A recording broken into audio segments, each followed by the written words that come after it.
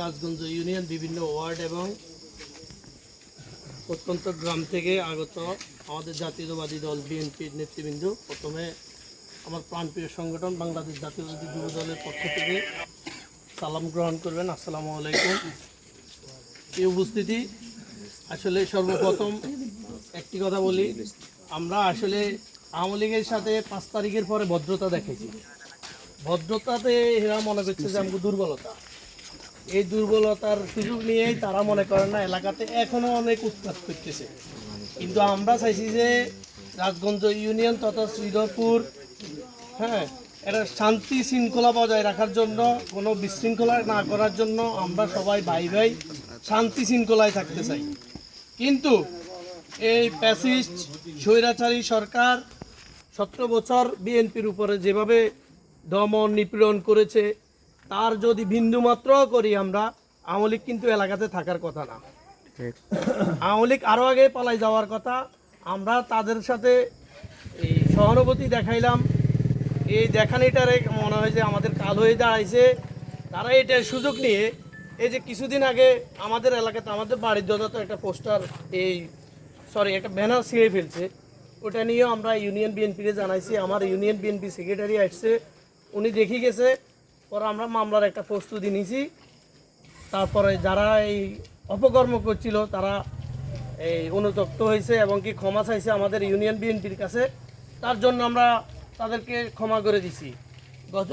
গত পরশুদিন আমাদের ফলাফাইনে যারা বিএনপি করে আমাদের ভাই বেরাদরা গুরুবাড়ির যাতে একটা হাত পেস্টন, ওই যে চমুনি প্রোগ্রামে গেছিল, প্রোগ্রামে যাওয়ার পরে ওইখানে কিছু হাত পেস্টন ছিল আমাদের ইউনিয়ন থেকে বানানো হয়েছে, ওগুলা নিয়ে এসে প্রায় 15টার মতো আনি এলাকাতে সুন্দরভাবে সাজাইছি।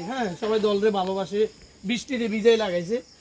এরপরে এখান থেকে একটা পোস্টার নিয়ে গুরবাড়ির দত লাগাইছে, 2 দিন ছিল, পরের দিন ছিঁড়ে গেলাইছে। ঠিক আছে, ছিঁড়ে গেলানোর পরে এর আগে এরা একটা পোস্টার ছিঁড়ছে, কোনো প্রতিবাদ হয় নাই, আবার একটা ছিঁড়ছে, প্রতিবাদ হয় নাই, এখন জব্বর ভাই এটা ছিঁড়ছে। ইউনিয়নে এভাবে অসংখ্য জায়গায় ছিঁড়তেছে। হয়তো জব্বর ভাই জানাইছে, আমরা জানাইছি, অনেকে জানায় নাই, যার কারণে আমাদের ইউনিয়ন বিএনপি জানে না।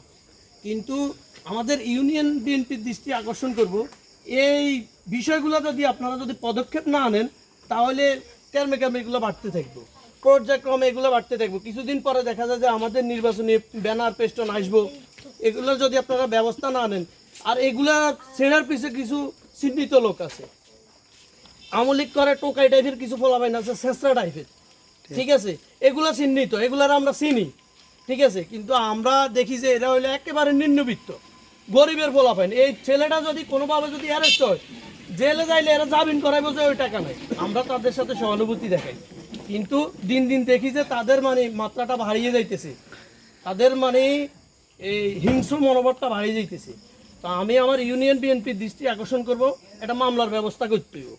মামলার ব্যবস্থা করি, এই যে যারা আছে চিহ্নিত, এদেরকে মামলা অন্তর্ভুক্ত করতে হবে। এরা কিছুদিন শ্বশুরবাড়ি থাকি আসুক, শ্বশুরবাড়ির মজা বুঝক।